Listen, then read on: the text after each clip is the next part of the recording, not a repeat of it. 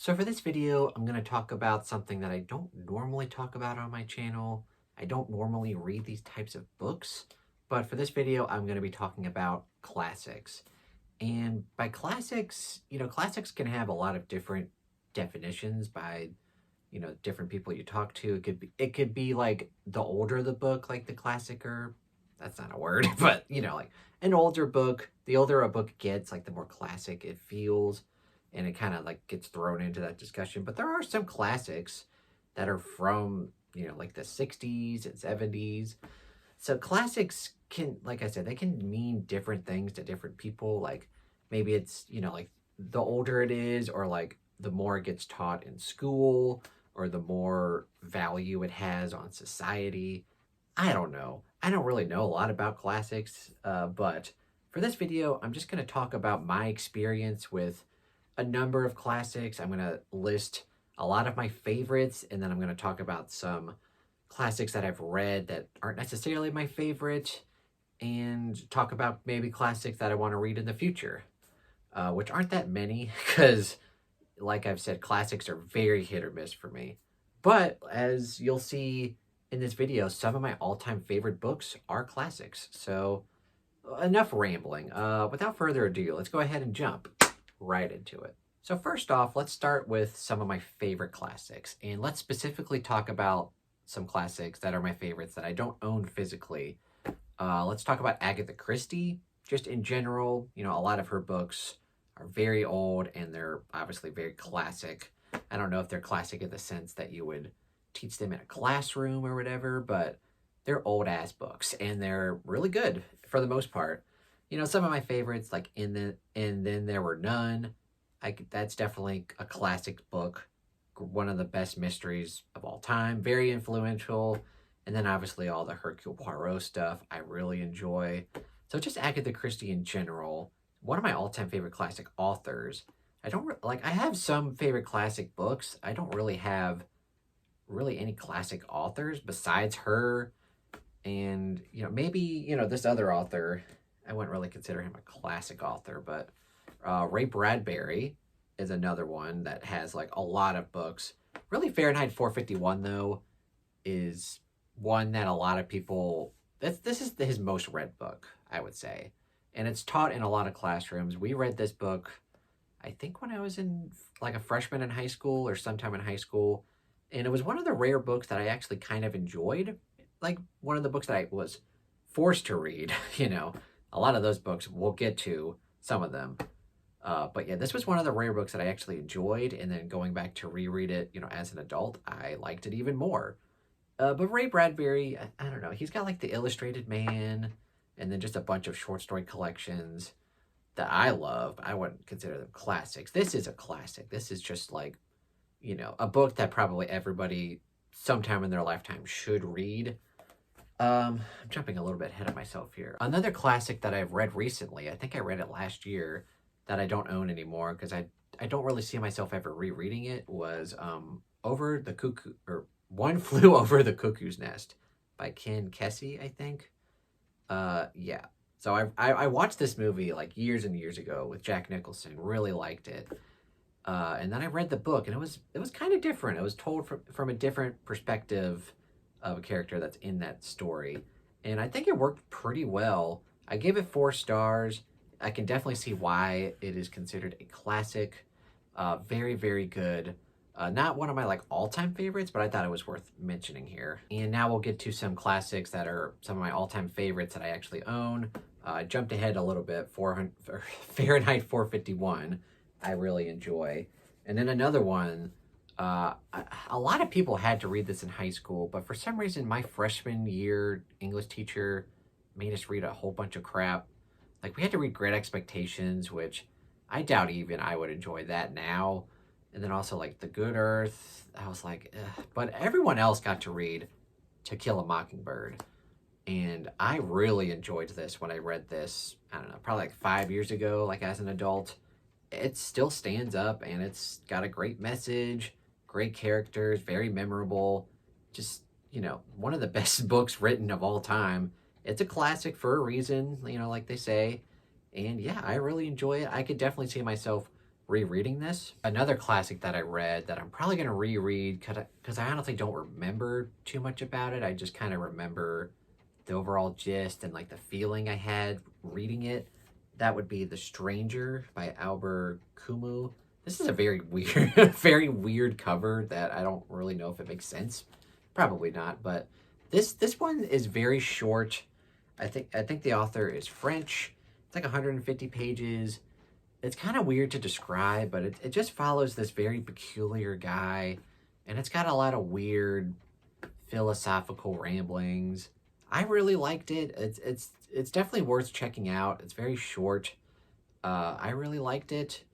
And like I said, I kind of like I know certain scenes that I obviously can't spoil, but I don't remember too much about it. So it's definitely worth a reread for me. Maybe sometime in the near future. And here's a book that I was supposed to read in high school.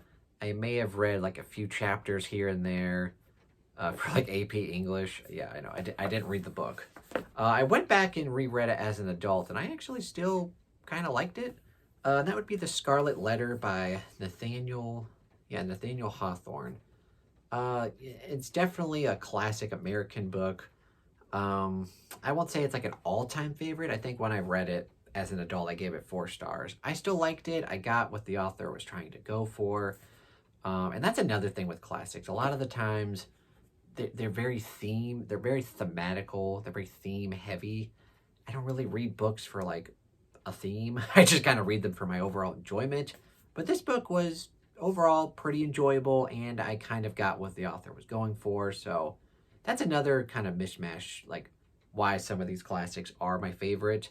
Of like, if you can really get me to understand the book and to really be surprised by it, that's another thing. Is like a lot of these classics, like, you know what's going to happen. They're very predictable. They're not really shocking at all. Like, I read this, you read something like this and you're not like completely shocked by anything that happens. But overall, pretty good. This next one I think is taught, or maybe it used to be taught. I don't know if this is a banned book or not. Maybe it used to be. I don't know. I read it when I was in college, or probably sometime around college. I really liked it. It's been a long time since I've read it. I gave it 5 stars at the time, so I don't know if I would now. Again, I'd have to reread it, but I'm talking about Catcher in the Rye by J.D. Salinger, which pretty controversial book. It's supposed to be, the cause of John Lennon's death. Like, some guy read this and was like, must kill John Lennon, but I really liked it. Like, Holden Caulfield was a pretty interesting character to me. And I don't know, not much happens in this book. It's very meandering, but I really liked the writing. I really liked Holden Caulfield's kind of weird thought process of everything. I don't know, I really liked it. I know it's very hit or miss for people, and that's, very hit or miss for me for classics in general, but this one was a definite hit. Really liked it. I don't know if I would put it like in my top 25 books just because, I haven't read it in so long. I don't know if I would feel the same, but, Catcher in the Rye, at the time, I did love it. And these next books I would probably consider like my all-time favorite classics. This next one, again, I was supposed to read in 12th grade AP English. I think I read maybe like 30% of it and was just not clicking with me at the time, when I was like 18 or whatever. That would be Frankenstein by Mary Shelley. This book really surprised me when I went back and reread it as an adult. I was kind of just like baffled of like why I didn't like it in the first place. It's really good, really thought-provoking, and it's just incredible that this book was written 200 years ago. But essentially the first sci-fi novel. It's just so good. It's vastly different from the movie and all of the, iterations of Frankenstein. It's just incredible. And this book is definitely worth reading if you haven't read it before. It's definitely a book that I want to go back and reread at some point in the future. And yeah, overall, one of my favorites. And these next 2 books are both 5 stars. I would consider them, like, these 2 are my all-time favorite classics. And they would probably be up there in my top 20 or top 25 books of all time out of any books. This first one I would say is probably my second favorite, and that would be Flowers for Algernon by Daniel Keyes. And yeah, this book, you know, I'm not a very emotional reader. Like, I can read a book and I can admit that it's, you know, sad and depressing. I don't really cry during books. This book was pretty close. Like, you get to the end of the book and you're like, oh man, this is effing depressing. And yeah, and it's also kind of a quote unquote newer out of all these books. I think this was written in the 60s. It's just an incredible story. If you haven't read it, I highly recommend it. It's a low-key sci-fi novel where this guy, he's not very bright, and he starts, you know, taking this medication that makes him smarter. And the book is brilliantly written because it's epistolary style, and you start out and, you know, he's not very bright, and a bunch of spelling and punctuation errors. And then as he gets smarter, like the more he keeps taking these pills, like the writing changes as it goes. And I won't spoil it, but you know, like it goes somewhere, and it's just like, it's brilliant. One of the best novels ever written. Definitely one of my all-time favorite classics. And then we get to my like all-time favorite classic. Potentially a top 10 book for me. I'm not sure. It's definitely top 20. I'd have to go back and reread it again. I really want to. And, you know, like I said, classics don't normally shock me, but there was a couple scenes in this book where it got to me. I was like, whoa, the author went there. And yeah, it's The Picture of Dorian Gray by Oscar Wilde. And I picked this book up just randomly, I don't know, probably like 5 or 6 years ago. I was like, I'll give it a shot. I got it at a thrift store one day. I was like, I don't know, I'll give it a shot. And I didn't really know anything about it going into it. And just from the first chapter, I immediately understood what the author was going for with the themes and the characters and the story. Everything clicked with me with this book, and it went places that I wasn't expecting. Like I said, classics can sometimes be very predictable, or you already kind of know what the story is. With this book, I had never really heard of it, so it just went into places that I really enjoyed, and it's got a fantastic ending. Everything about this book really worked for me, and it's my favorite. Obviously 5 stars. So those were my all-time favorite classics, and now I'm going to kind of get into a lot of classics. I haven't really read that many. Like I said, I'm not a big classic reader, but I'm going to go through just a list of classics that I've read in the past, just so you can kind of understand where I'm coming from. A lot of these I did somewhat enjoy. Like, I either gave them like 3 or 4 stars, but they're not like favorites, or, you know, like they were kind of forgettable, or I didn't like the writing style, you know, kind of like that. So another book I was supposed to read in high school, but maybe read a few chapters and just spark notes the rest of it, but then went back and reread as an adult, was Wuthering Heights. I think Emily Bronte wrote it. It was okay. It was like 3 stars. It was fine. Definitely not one of my favorites. Same thing with Great Gatsby. That one I think I may have read in high school. I did not read. I didn't even really read the books that I was supposed to read in high school.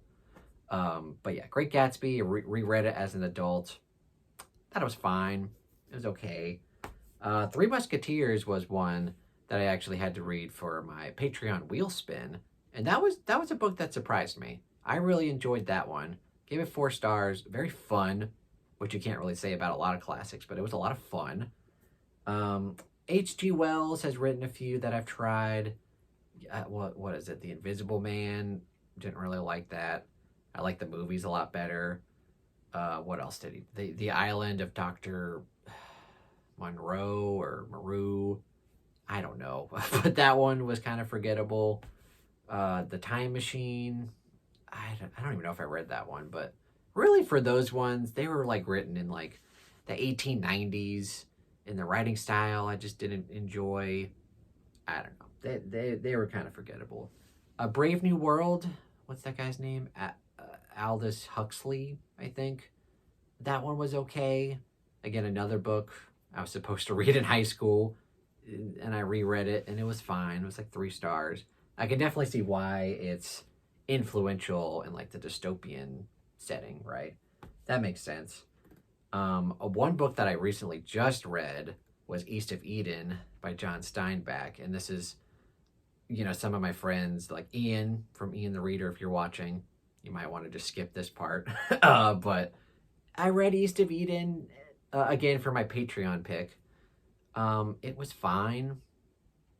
I gave it 3 stars. I can kind of see where people are coming from. There's a lot of like religious allegory and symbolism that, I'm not a very religious person. So, getting that in the story, and it's a very long, it's like a 600-page book. I don't know. It was okay. Another one of John Steinbeck's books is Of Mice and Men. I like the story, but the actual writing, I don't know. I like the adaptation. I think I saw a movie of it and I liked it. The actual novella, meh. Another book that I did like that I forgot to mention, 1984 by oh god, what's that guy's name? George Orwell. That's the guy. 1984 by George Orwell. That one I actually did like. I did give that one 4 stars, and that one was just one of the more unsettling books I've ever read, because like that book was written in the 40s or the 50s, and all of those themes of like, Big Brother and, the looming, technology like looming over us and controlling us in society, like those themes still apply today. So that book is actually really incredible. I did like it. Lord of the Flies, that one I actually did read. That was like 10th grade. It was fine. I think it's one of Stephen King's favorite books or favorite classics. It was okay. It was fine. Moby Dick, I DNF'd that book. It actually started out pretty good. It started out surprisingly funny, but then, like you get on the ship and there's just like chapters and chapters of like whale blubber and whale anatomy. I was like, what are we doing here? Like, I'm sure if I would have stuck it out to the ending, like it would have been worth it, but like it was like 500 pages and I was in the middle of a 30-page anatomy lesson and I was just like, no. No. And Dracula, very interesting. Another like horror classic. I think it was like 1890s. This one is epistolary style, so you're getting the story through all of these different letters from the different characters and diary entries. I like the concept, and some of the chapters in it are really good, but some of the chapters, it's just, the writing style of the time, it's just, I gave it 3 stars. I think it was fine. Not one of my favorites. Huckleberry Finn, another one that I think I read a little bit of in high school. That one was a fun book to learn about. I think it definitely deserves to be one of the best like American classic literature books. But yeah, that one was fine. I liked it.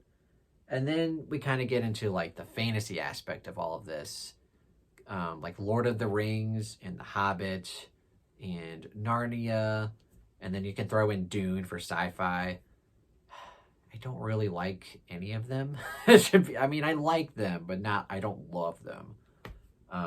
Lord of the Rings books, they were good, but I grew up watching the movies. The movies were a lot of fun. And it comes down to, again, the writing style. Lord of the Rings, just the writing of it, I didn't love. Obviously, the characters and the setting and the world building, all of that is great, but the actual writing of the story is just not as fun as just watching the movies. The Hobbit was pretty fun, though. That was a good book. Dune, I think Dune deserves a reread for me. The first time I read it, I really didn't like it. I really didn't get it. But, watching people talk about it and watching, like, all of the nuances of it, like you can read it on so many different levels, that kind of intrigues me. So maybe I could go back and reread that. And then Narnia, I read all those books as a kid and enjoyed them. Really the only one that I remember distinctly is the first one, Lion, Witch, and the Wardrobe. It was good. I'm sure if I went back and reread it now, that wouldn't be nearly as good as I remember them being, even though I don't really remember them at all. But yeah, those are some classics that I've read that were like okay or forgettable or, didn't really leave too much of a lasting impression on me. And now for this point of the video, I'm going to talk about classics that I want to read. There aren't that many, so this will be kind of a quick portion of the video, but I'm going to talk about classics that I want to get to. And I actually own some of them. A couple of them, or at least one, I don't own. I want to read. Maybe I'll just talk about that one first before I forget. The Count of Monte Cristo. This one is a lot of people's favorite classics and a lot of people's all-time favorite book. And this one is supposed to be one of the best revenge books of all time, which I love a good revenge story. So this one I definitely want to get to. The only thing holding me back from it from now is its length. And I know I need to have patience reading this book. It's like 1,000 pages, probably more, like 1,200 pages or so.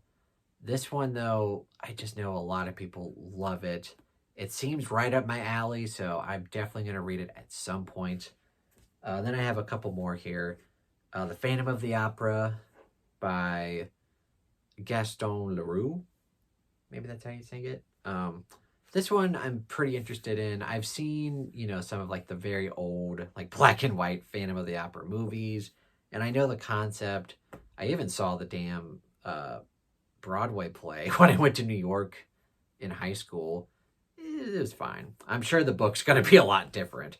But yeah, this one I'm pretty interested in just to see like the, where it all came from. Like it's an interesting idea. And I want to see how it plays out in book form.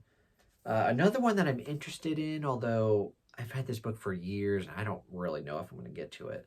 If any of y'all have read this book and it's good, let me know. The House of the Seven Gables by Nathaniel Hawthorne, the same author as The Scarlet Letter, which, I did really enjoy, like my not a reread, but I enjoyed reading it as an adult. This one, I don't really know too much about. It might be like a haunted house kind of deal. I don't know, but I enjoyed the writing of The Scarlet Letter, so maybe this one would be good. If it is, let me know. Also, I know I've read some Sherlock Holmes stories every now and then. Just, in school, they'll occasionally, teach one or like read one to you or whatever. But I've never read like a Sherlock Holmes book, like just full of classic Sherlock Holmes stories.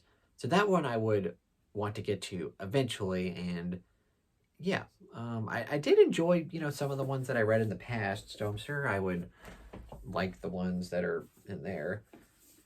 Crime and Punishment by, oh God, Fyodor, I'm not going to try to pronounce his name, but he's actually got a few books that I'm interested in because the word that really rings a bell with me is like the psychology of this book and his other books, like the criminals and like the psychopaths in this book, like just really getting into the minds of some of these twisted people. Like that's what I really like in thrillers and horrors. So getting a classic that does that very well, I'm sure I will really enjoy it. This one I don't really know too much about. The Talented Mr. Ripley. I would like to get to that by Patricia Highsmith. I'm pretty sure this is influential in some way.